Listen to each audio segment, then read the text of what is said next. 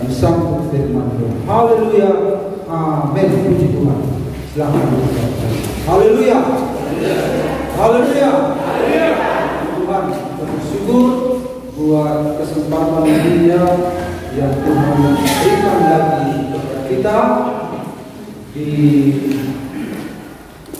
menjelang akhir bulan November ya, tanggal 20 kalau tidak salah.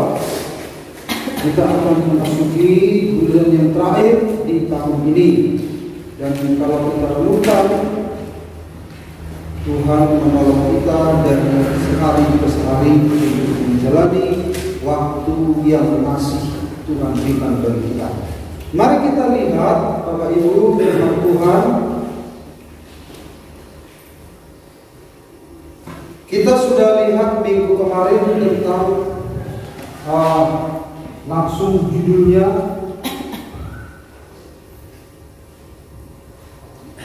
konsekuensi, yaitu konsekuensi itu sudah kita pahami semua, yaitu sebuah akibat dari sebuah keputusan atau akibat dari sebuah tindakan, akibat dari sebuah prinsip yang dianut. Itulah kira-kira ya, kita sudah mengerti minggu kemarin. Jadi dalam kehidupan ini selalu ada konsekuensi. Ada konsekuensi dia tidak mandi. Ada konsekuensi mandi. Ada konsekuensi makan. Ada konsekuensi tidak makan. Ada konsekuensi ke gereja, ada konsekuensi tidak ke gereja. Semua ada akibat karena sebuah keputusan kita. Nah, demikian juga saudara-saudara, ada konsekuensi ketika kita mendengar firman. Jadi ketika kita mendengar firman, bukan berarti Bapak Ibu tidak terjadi sesuatu, tidak terjadi sesuatu. Karena firman itu diberikan tidak asal-asal. Firman itu disampaikan, diperdengarkan tidak sembarangan. Firman itu diperdengarkan bukan karena Tuhan tidak ada kerja, dan bukan Tuhan itu yang untung-untungan begitu. Kalau didengar syukur, kalau enggak siapa tahu, begitu enggak. Yes. Karena firman itu adalah Tuhan sendiri. Yeah. Jadi kalau firman itu keluar, ada maksudnya. Nah, jadi di bulan Mei nuka ada menghatai jala saur tu dibakar hatai jala dibakar hatai. Jadi hatai tidak hanya diumbar begitu, hata. Siapa yang mau dengar ya dengar, kalau enggak masalah begitu. Jadi ketika Tuhan mengeluarkan firman, ada maksud Tuhan di sana. Jadi kalau kita dengar, ada resikonya. Ada sesuatu yang terjadi dalam hidup kita.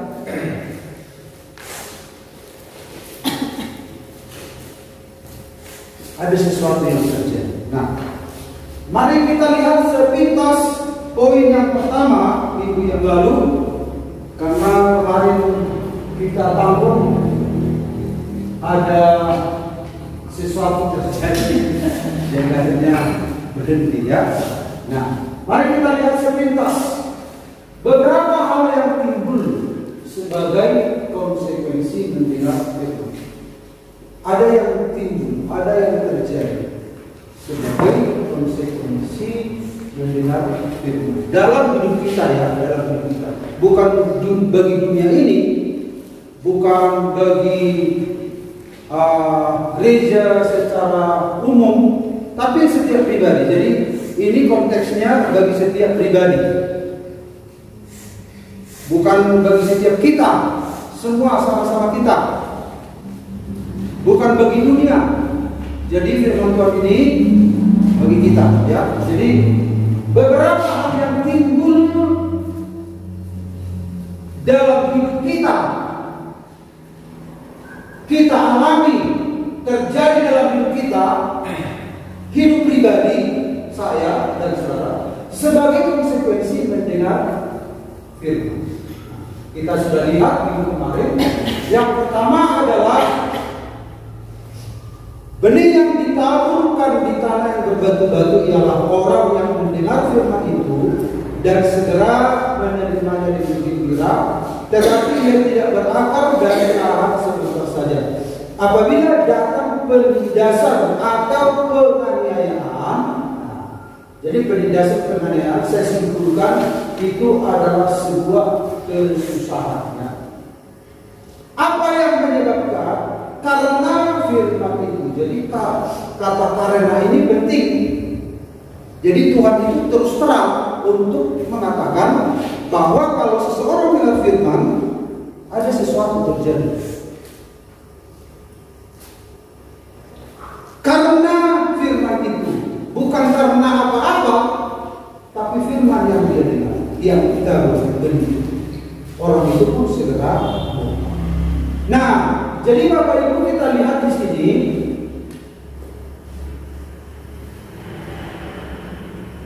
jika kita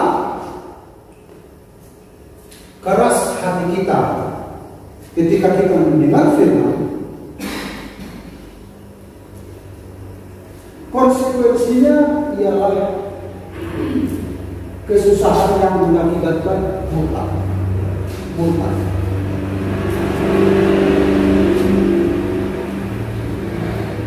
Jadi kita dengar firman itu tidak kebetulan. Jadi orang yang mendengar firman itu tidak satu kebetulan. Kebetulan saya duduk di gereja dengan firman. Tuhan sedang menyasar dan ada konsekuensinya.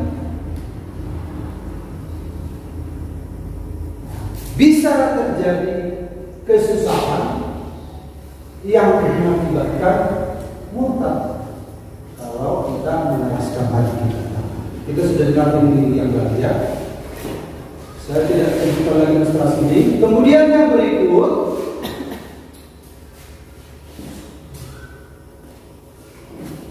konsekuensi mendengar firman adalah menimbulkan kesusahan jika fondasi tidak kuat. Jika fondasi kuat, masalah yang datang itu tidak membuat dia hancur, ya, tidak membuat dia hancur. Kalau kita lihat firman Tuhan Matius 7:26-27, tetapi setiap orang yang mendengar perkataanku ini dan tidak melakukannya, mendengar dan tidak melakukannya, ia sama dengan orang-orang yang bodoh yang mendirikan rumahnya di atas pasir, kemudian turunlah hujan dan datanglah banjir, lalu angin melanda rumah itu sehingga runtuhlah rumah itu dan tinggallah kerusakan. Nah, kita lihat di sini ada 3 hal yang menjadi minggu yang lalu, yang menjadi alat detektor. Kita lihat banjir, angin, hujan, banjir, angin. Nah, jadi datang hujan, kemudian angin, kemudian datang banjir, dan akhirnya apa terjadi? Robohlah rumah itu. Sementara rumah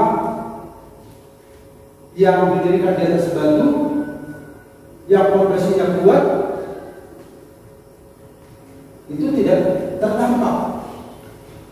Nah, jadi kita lihat detektornya istilahnya saya sebutkan hujan, angin, banjir. Jadi ini bisa menjadi apa Bapak Ibu? Penyebabnya kehancuran. Tapi kalau saudara-saudara dia dibangun di atas batu, bisa saja datang kesusahan, tapi dia tidak hancur. Jadi yang menyebabkan kehancurannya sebenarnya bukan kesusahan, ya, bukan hujan angin banjir, tapi masalahnya fondasi, ya, fondasi. Lalu yang ketiga kita lihat Bapak Ibu, bisa saja terjadi kesusahan jika itu harga yang harus dibayar, karena memang seorang anak Tuhan yang hidup dalam kebenaran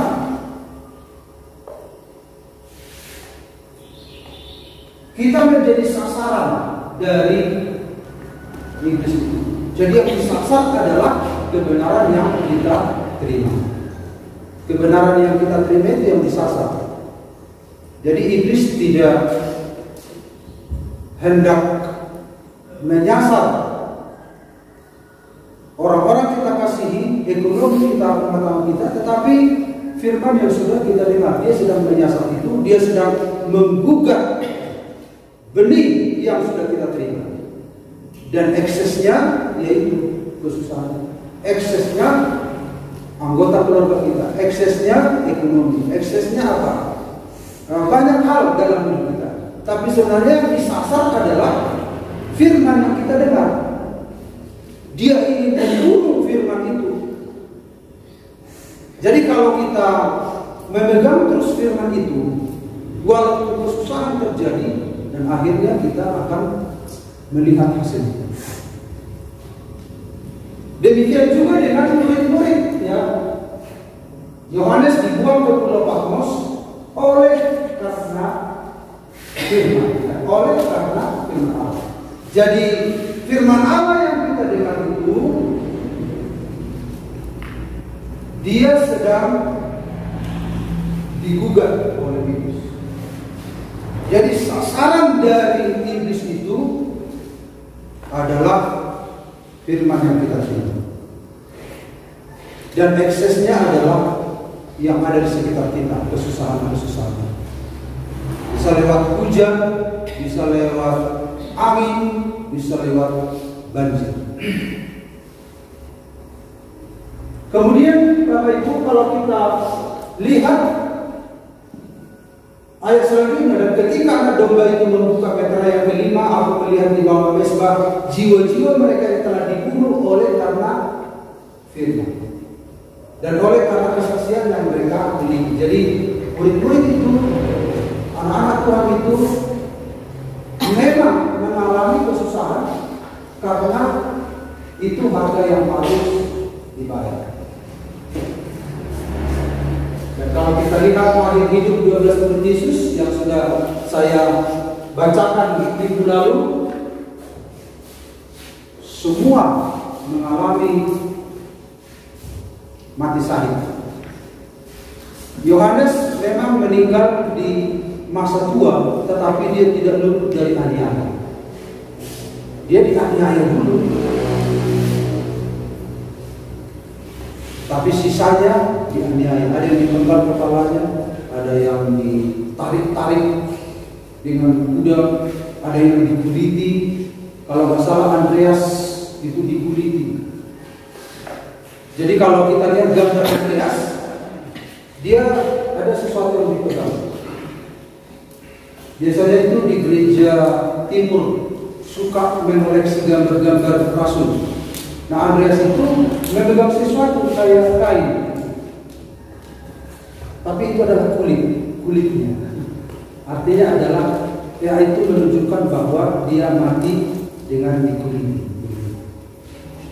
Ada juga yang disalib kepalanya ke bawah, karena memang itu harga yang harus dibayar.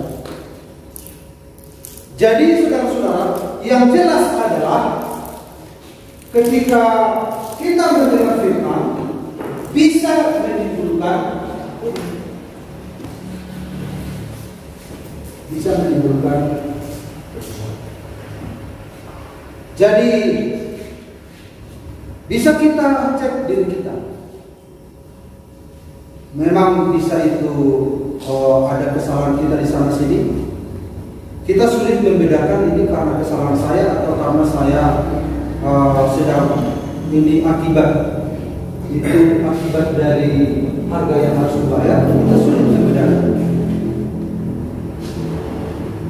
Tetapi yang jelas, saudara harus pastikan firman itu jangan hilang, jangan terbunuh. Karena sasaran dari iblis adalah membunuh benih itu.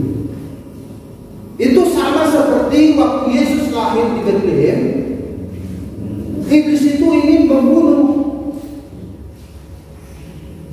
Maka anak-anak umur di bawah 2 tahun ke bawah, itu dibunuh untuk menyisir. Siapa tahu mudah-mudahan Yesus salah satu dari anak itu. Ternyata Yesus tidak bisa dibunuh. Seperti itulah cara iblis ingin membunuh kebenaran yang kita punya. Dan dia menimbulkan ekses-ekses itu. Kita sudah dengarkan ilustrasi tentang siapa itu, si Budi Onopak itu kalau nggak salah, yang menciptakan lagu semua. Dia mengerti itu ada iblis sedang menyasar kebenaran yang dia punya, dan eksesnya adalah apa yang ada di sekitarnya. Tetapi ternyata dia berhasil dibentuk oleh Tuhan. Manusia batiniah ini, untuk membentuk manusia batiniah adalah kebenaran, harus dijaga, harus dihidupi. Itulah benih firman. Karena dalam benih itu semua potensi ada. Potensi untuk hidup kekal, potensi untuk berkemenangan, potensi hidup damai sejahtera. Di dalam benih itu semua. Jadi kalau sempat dibunuh ini, sudah nggak ada lagi haram, nggak ada. Nah, lanjut lagi Bapak Ibu. Yang kedua kita lihat konsekuensi yang kedua yang ditimbulkan dalam Roma 10:17, iman timbul dari pendengaran dan pendengaran oleh firman Kristus. Jadi iman itu timbul dari mendengar firman. Jadi yang kedua adalah menimbulkan iman. Konsekuensi yang kedua, ketika seseorang mendengar firman, itu menimbulkan iman. Jadi iman itu hanya muncul ketika seorang mendengar firman. Kalau kita lihat selanjutnya ini ya, iman timbul dari pendengaran, karena ini bersuara terus firman ini. Nah, ada seorang jemaat di Perapat dengar. Maka apa yang terjadi? Muncullah apa? Iman. Jadi iman itu hanya muncul, iman yang benar hanya timbul ketika mendengar firman. Iman itu tidak timbul dari imajinasi, tidak dibentuk oleh pikiran. Jadi ketika seseorang mendengar firman, dia mendapatkan sebuah gambaran. Akhirnya dia percaya. Jadi iman yang benar hanya muncul ketika mendengar firman Kristus. firman Kristuslah penyebab munculnya iman yang benar. Jadi karena semua orang kan punya iman, agama lain punya iman.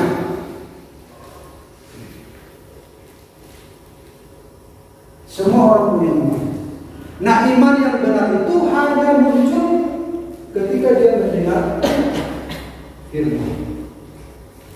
Kalau kita baca lagi ayatnya, hanya dan hendaklah hidupmu berpadanan dengan Injil Kristus, supaya apabila aku datang aku melihat, dan apabila aku tidak datang aku mendengar, bahwa kamu teguh berdiri dalam satu roh dan sehati sejiwa berjuang untuk iman yang timbul dari berita Injil. Jadi iman itu hanya timbul dari berita Injil. Iman itu hanya timbul dari mendengar firman. Misalnya agama Buddha kan iman juga, iman. Agama Islam juga punya iman. Semua bicara tentang iman. Tapi iman yang benar itu hanya bisa dimunculkan oleh firman Kristus. Karena firman itu adalah Allah sendiri. Pada mulanya adalah firman itu bersama-sama dengan Allah, dan firman itu adalah Allah. Jadi tidak ada iman yang benar kalau bukan ditimbulkan oleh firman. Tidak ada iman yang benar. Iman yang menyelamatkan hanyalah iman yang ditimbulkan akibat dia mendengar firman. Jadi tidak ada saudara-saudara muncul tiba-tiba. Jadi ketika berita itu didengar, ada informasi Allah yang dia dengar, informasi tentang Allah yang dia dengar. Nah, ketika informasi dia dengar itu sifatnya roh. Firman itu roh. Dan itulah yang memunculkan iman yang benar. Jadi ketika dia mendengarkan firman, iman orang itu muncul, dan iman yang benar itu akan membawa orang kepada yang punya suara, begitu. Jadi tidak ada iman yang membuat orang jauh dari Tuhan. Tetapi iman yang membawa orang itu mendekati yang punya suara itu. Karena manusia itu nggak punya apa-apa dalam dirinya. Kita diselamatkan oleh iman. Iman yang timbul dari mendengar firman. Jadi perlu kita mendengar firman. Karena firman itu adalah Allah sendiri. Iman tidak timbul dari membaca koran, membaca, mendengarkan kisah Verdi Sambo. Iman tidak muncul dari sana. Iman hanya muncul mendengarkan perkataan Tuhan. Perkataan itu sifatnya roh. Jadi ketika kita mendengar perkataan itu, pikiran kita dibentuk oleh perkataan itu. Jadi kalau kita mendengarkan perkataan dunia ini, pikiran kita dibentuk oleh perkataan ini. Kita konsep kita dibentuk oleh dunia ini. Kerangka berpikir kita dibentuk oleh dunia ini. Tapi kalau kita dengar firman,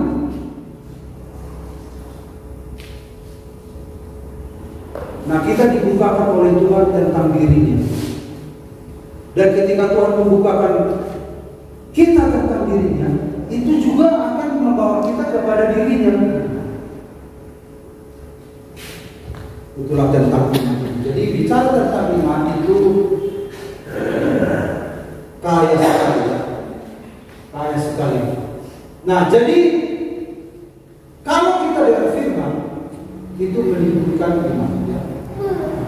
Dalam Ibrani 11 ayat iman adalah dasar dari segala sesuatu yang kita harapkan dan bukti dari segala sesuatu yang tidak kita lihat. Nah, ketika kita mendengarkan firman,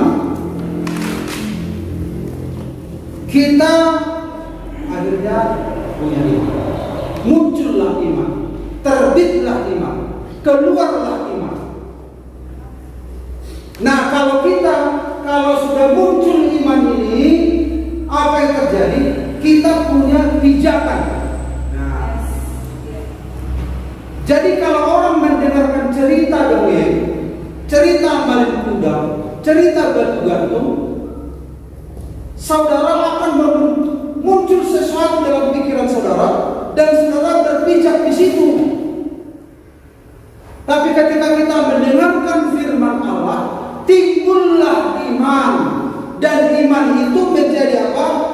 Dasar untuk berpijak. Dan dasar itu kokoh, real, nyata.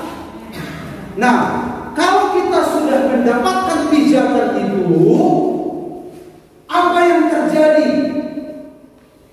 Selama kita belum mendapat pijakan itu, saudara hanya memikirkan masa depan yang penuh tanda tanya, khayalan. Karena saudara belum punya dasar pijakan. Saya di tahun 2022, 2023 akan begini. Lalu saudara bingung. Tanda tanya. Karena dia berpijak pada sesuatu yang tidak jelas, maka dia juga jadi bertanya-tanya. Dan dia tidak tahu ada apa di hari esok, bagaimana keadaanku. Semua penuh pertanyaan. Dan kemudian dia mencoba lebih lagi, bagaimana nanti, lalu bagaimana nanti. Bapak Ibu perhatikan. Karena tidak ada pijakan. Iman adalah dasar. Jadi supaya kita punya dasar pijakan dalam hidup ini, kita harus mendengarkan firman. Firman itulah yang benar-benar menjadi dasar kehidupan. Jadi kalau muncul iman itu, walaupun ada hujan, ada badai, ada banjir, dia punya dasar.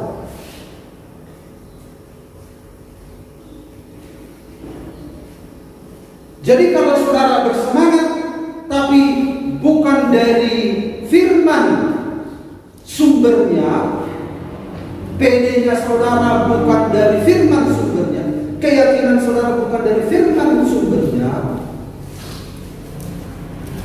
saudara hanya berangan-angan, saudara hanya berandai-andai, saudara hanya menghitung data. Kalau menurut data ini begitu, berarti ini bisa saja begitu. Berdasarkan data-data yang terjadi, saudara bisa memprediksi apa yang akan terjadi. Tetapi orang percaya tidak berdasarkan data itu. Misalnya, hujan akan datang menurut badan meteorologi itu penelitian, karena ada datanya. Siapapun sedang siapa yang meramal hujan di balap siapa? Rara itu ya, peramal itu pawang. Mereka juga melihat badan meteorologi. Ini. Tidak hujan. Bisa kita mengetahui masa depan berdasarkan data ini, ilmu pengetahuan. Tetapi orang percaya berdasarkan iman. Dia berpijak pada apa yang memenuhi pikirannya itu apa? Suasana ilahi, perkataan Tuhan. Hidupku hanya ditentukan oleh perkataan. Bisa saja meleset apa yang dikatakan manusia. Bisa saja kita tahu-tahu sudah lemah. Kita tidak berpijak pada kesehatan kita, pada pendapatan kita, pada pendidikan kita. Makanya dikatakan oleh Yohanes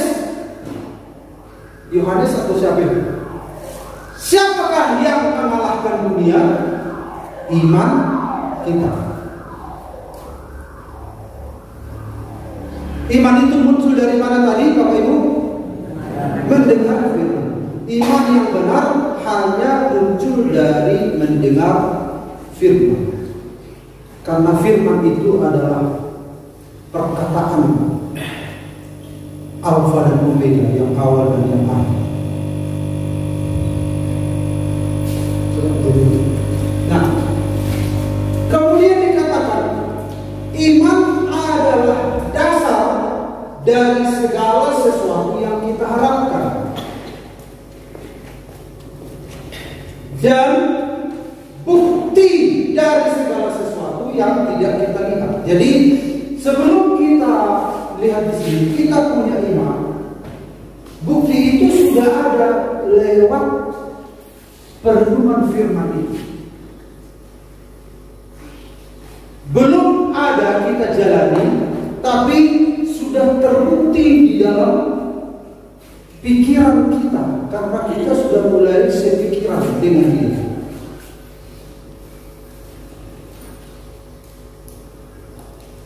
Aku percaya Tuhan akan menolong aku di hari akan datang. Padahal kan tahun 2023 itu dunia sedang memprediksi akan ada krisis yang hebat. Tapi ketika firman itu memenuhi kehidupan kita, saudara akan berbicara, berkata sesuai dengan apa yang saudara terima dari Tuhan. Tuhan akan menolong aku. Walaupun di tahun 2023 krisis yang luar biasa, justru di situ GPDI Parapat akan menyelesaikan bangunannya.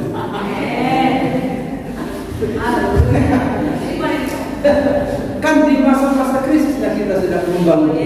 Kalau kita tunggu-tunggu dulu, tunggu kondusif dulu, jadi kenyataannya kita jalan terus. Amin. Di tahun ini saja kita sudah ada wakaf. Ada setiap tahun ada hal yang sudah kita capai. Kemudian saudara-saudara, jadi kalau orang tidak punya iman, dia sedang berjalan di pekerjaan manusia yang tidak mungkin bisa selesai.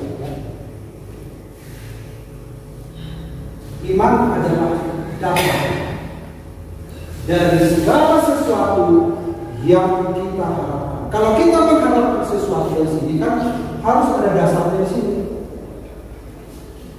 Nah, kalau dia tidak punya iman, maka dia ini hanyalah sesuatu yang membuat kita menghayal dalam kehidupan. Tidak ada arah hidup, tidak ada tujuan hidup. Kita menghabiskan waktu kita hanya untuk ini. Tetapi orang percaya itu, Bapak Ibu, ini dia akan berjalan ketika dia mendengar firman itu menimbulkan iman, muncul iman. Nah, apa yang dia dengar itu tentang pekerjaan Kristus, bahwa dia sudah menyelesaikan. Kemudian saudara-saudara, ketika dia punya dasar pijakan itu, dia bisa berharap banyak. Iman adalah dasar dari segala sesuatu yang kita harapkan. Ada pengharapan di sini, karena Yesus sudah mengerjakan untuk kita. Dari mana kita tahu? Karena firman-Nya itu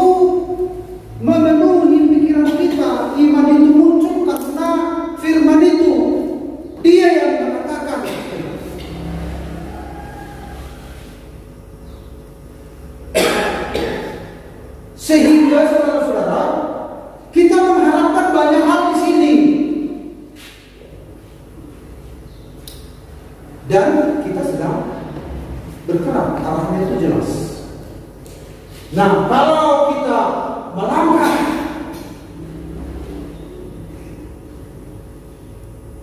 jadi saudara-saudara, iman itu kan dikatakan tadi bukti dari segala sesuatu yang belum kita lihat. Belum kita lihat, tetapi di dalam pikiran kita itu sudah ada bukti, yaitu perkataan Tuhan tadi. Perkataan Tuhan tadi sudah memberitahukan tentang ini. Sudah ada buktinya dalam pikiran kita, dan kita sedang menjalani. Lalu kita katakan, Tuhan, aku percaya firman-Mu, ya amin. Aku percaya. Di sini, ya. Tuhan, aku akan melangkah. Ya, kata Tuhan. Tuhan yang bilang ya. Lalu apa yang kita katakan? Amin. Pasti. Amin itu kan artinya pasti kan?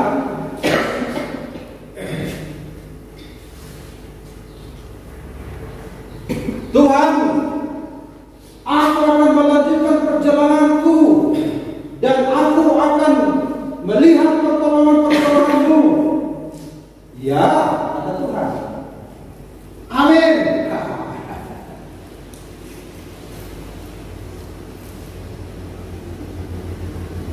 Sampai di sini kan? Tidak.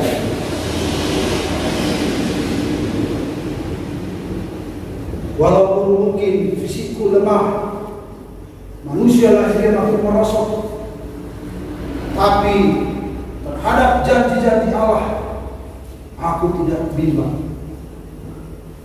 Ada pengharapan yang luar biasa terbentang di hadapan.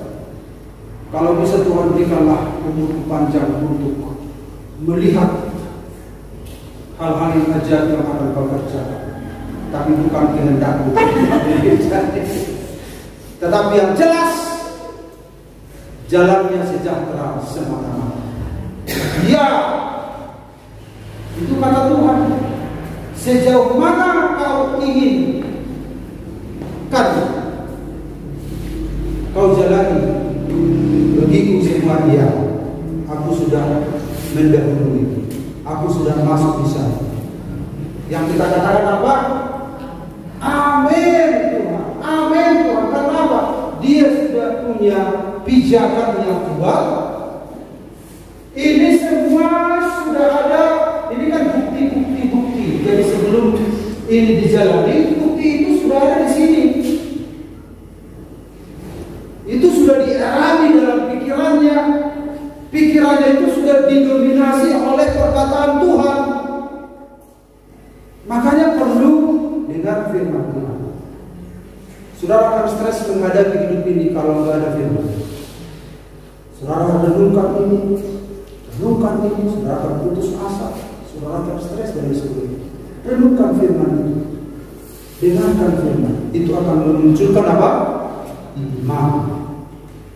Iman itu menjadi dasar pijakan, dan iman itu menjadi bukti dari segala sesuatu belum kita lihat, tapi sudah dibuktikan oleh firman yang kita renungkan ini. Jadi kita berjalan di jalan Kristus yang sudah selesai. Makanya iman timbul dari firman Kristus, karena Kristus yang melakukan untuk kita. Iman timbul dari berita Injil. Berita Injil itu kan pemberitaan tentang Kristus. Kristuslah penyelesai masalah di dunia ini, karena dia datang menjadi manusia. Makanya dengarkan firman Kristus. Injil. Injil itu bicara tentang Kristus, keselamatan di dalam Kristus. Dia yang menyelesaikan semua bagi kita.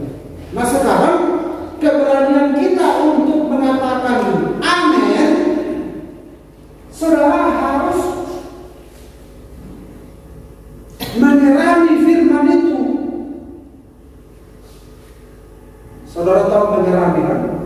seperti ayam yang mengerami telur.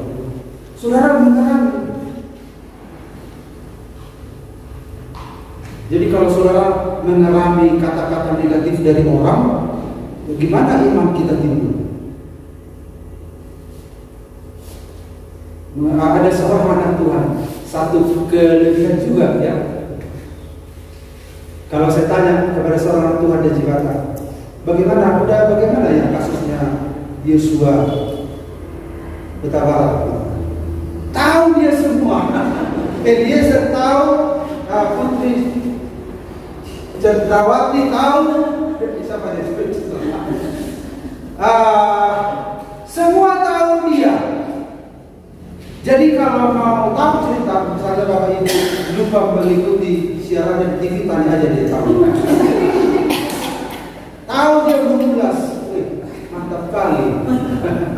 Karena memang dia jaga anak di rumah, dia nonton itu terus. Nah,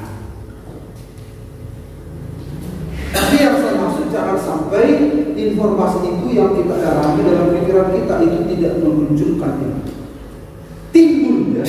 Kata timbul itu berarti ketika kita dengar firman itu timbul, nongol. Jadi supaya nongol iman, dengarkan firman. Jadi firman itu yang memunculkan itu. Apa yang dimunculkan? Kalau hanya kita dengar ini gosip, kita dengarkan kekurangan kelemahan orang lain, nggak ada yang muncul. Nah, dan Alkitab mengatakan sebab Kristus adalah ya bagi semua jadi Allah. Kristus. Itulah sebabnya oleh dia itu siapa? Kristus. Kita mengatakan amin untuk bermulia. Yesuslah yang telah melakukan itu semua untuk kita.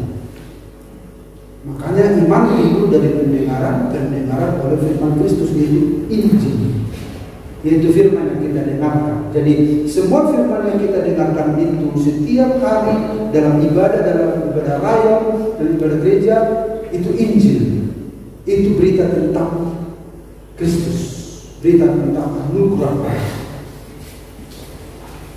Amin. Nah,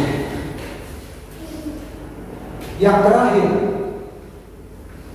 apalagi konsekuensi jika kita mendengar firman? Yang terakhir, barang siapa menolak aku dan tidak menerima perkataanku.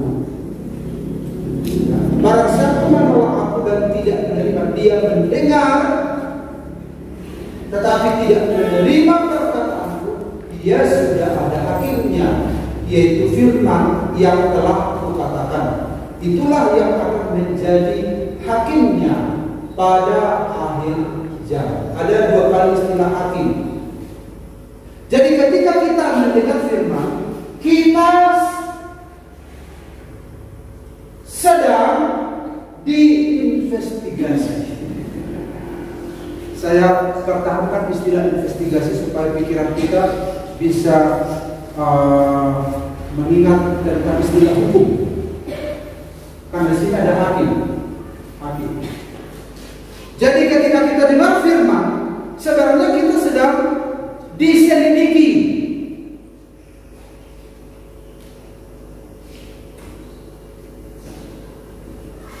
Kita sedang diinvestigasi. Apa arti investigasi yang demikian? Dicari tahu status kita. Ya. Jadi kita diteliti, kita diusut. Jadi setiap orang mendengar firman, tanpa dia sadari dia sedang diusut.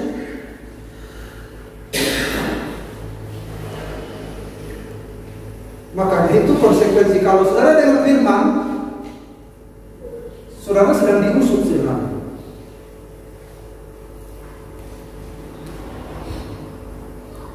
Kita sedang diselidiki.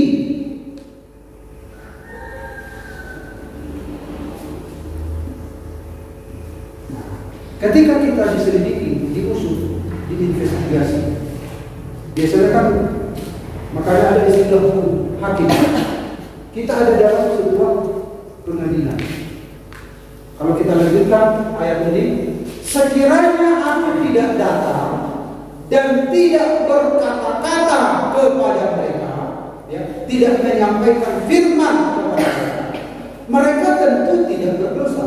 Tetapi sekarang mereka tidak mempunyai dalil bagi dosa mereka. Jadi, ketika saudara dan saya mendengar firman, kita sedang ada di dalam pengadilan, kita sedang diselidiki, kita sedang diinvestigasi,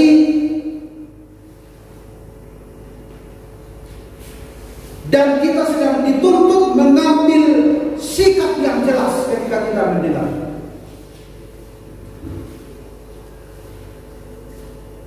Karena firman Tuhan itu bagaikan pedang bermata. Makanya ada di sana ketika kita dengar firman, ada pembersihan bagi orang yang mau dibersihkan. Yang membersihkan kita firman. Yang menguduskan kita firman. Makanya kalau kita berdoa makan, jangan lupa Tuhan berkati dalam makanan ini. Kuduskanlah dengan kuasa firman. Jadi yang menguduskan makanan ini apa? Firman. Dikuduskan artinya dipisahkan dari racun, dipisahkan dari makanan yang tidak menyenangkan. Kalau kita makan tidak sehat. Dikuduskan. Jadi makanan itu dikuduskan oleh firman dan doa. Itu kata kita.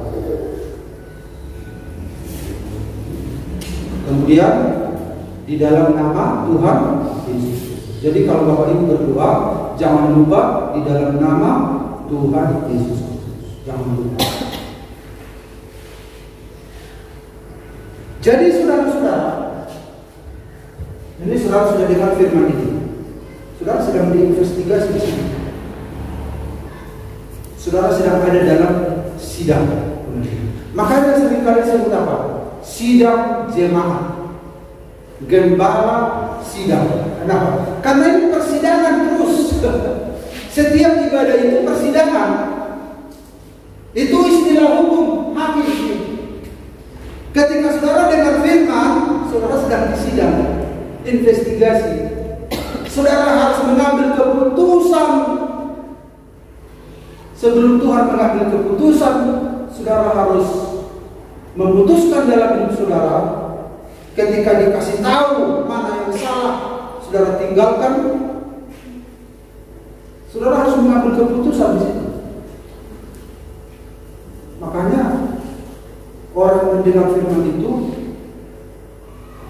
tidak asal-asal kebetulan dilemparkan Tuhan firman yang begitu. Enggak. Karena sasaran firman itu adalah manusia. Manusia itu bisa harus mengambil keputusan. Selagi dia diselidiki, diusut, dia tidak bisa membantah, tidak bisa membela diri, karena firman Tuhan itu bisa seperti pedang bermata dua, ya.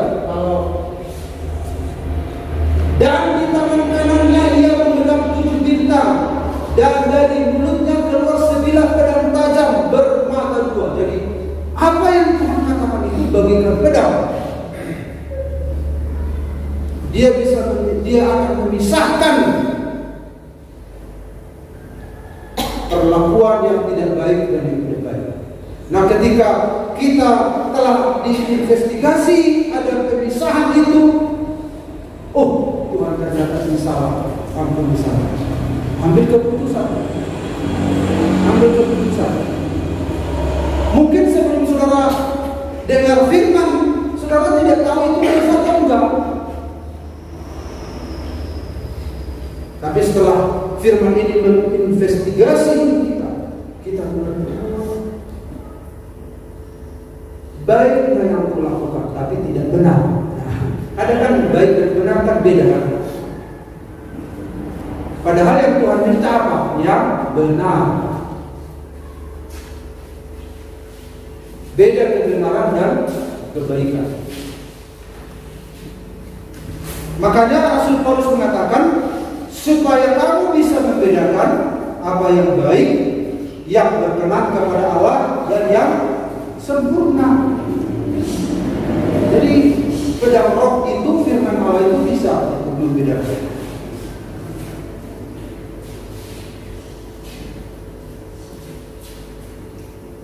Misalnya ada orang yang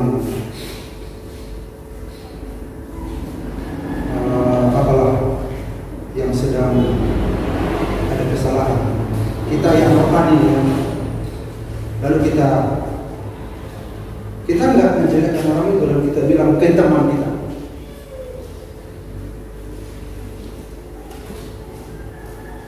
kan seolah-olah nggak salah kan?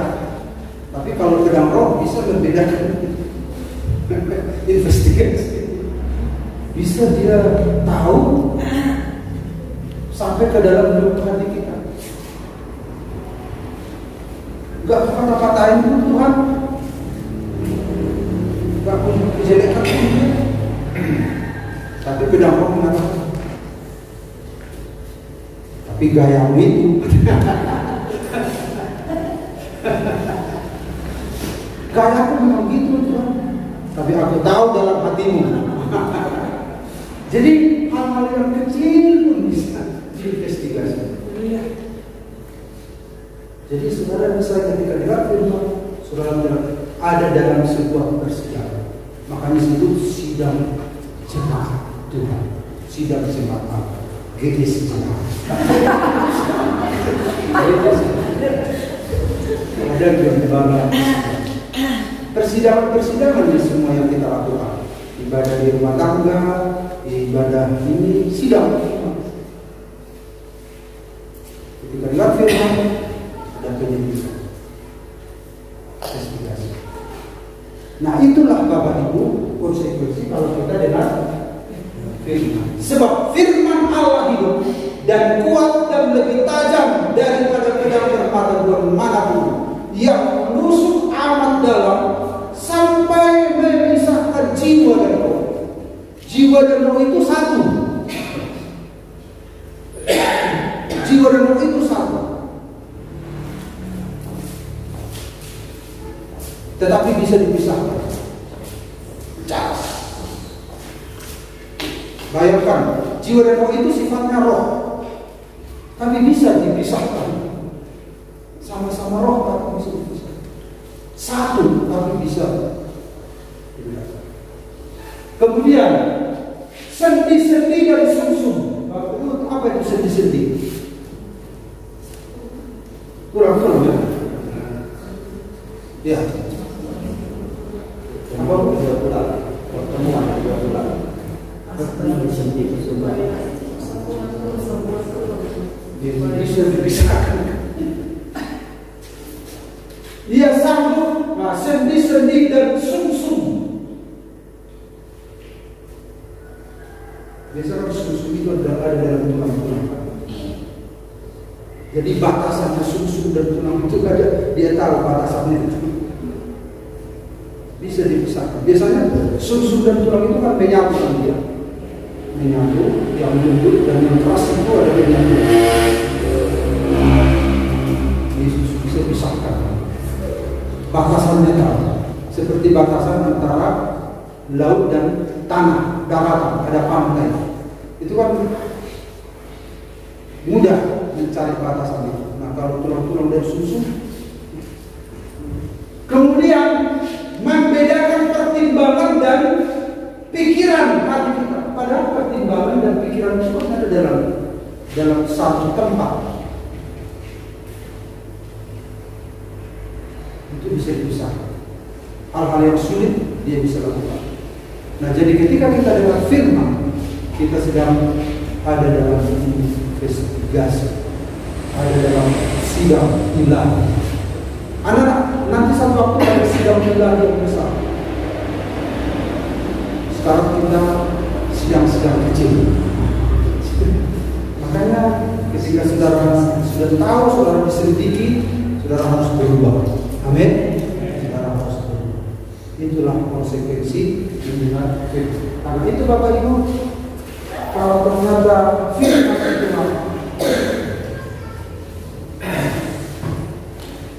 saudara-saudara yang sedang dicari oleh iblis untuk dibinasakan, maka firman itu adalah jawaban dari semua masalah dalam kehidupan kita.